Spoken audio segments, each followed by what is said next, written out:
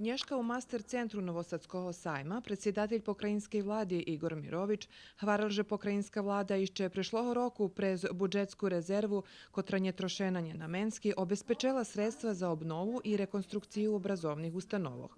Po jeho slovoh, po výrobku projektno-techničnej dokumentaciji, ustanovi budu mať nahodu konkurovac na programi na sam prez lokalnih samoupravoh, kotri u najhodzacim periodze budu mušic veci sredstva vidvojit za toti nameni, a tiž i na konkursi Kancelariji za upravljanje z ozjavnima ukladanjami, kotri funkcionuju u ramiko vladi Srbiji. Vospitno obrazovni ustanovi hodni aplikovac na perši konkurs Pokrajinskого sekretarijata za obrazovanje, kotri bude rozpisani na počatku julija, a s kotrim predvidzeni 250 milioni dinari za investicijne i čečuce otrimovanje obrazovnih ustanovoh.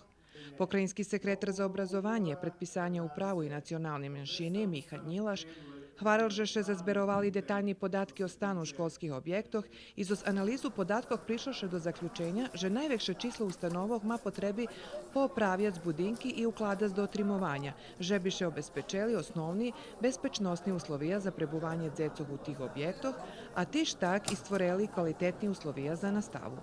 Slovo 223 kontraktov, zoz kotrimaš reguluje oblast planovanja vibudovi i rekonstrukcija školskih i predškolskih ustanovoh.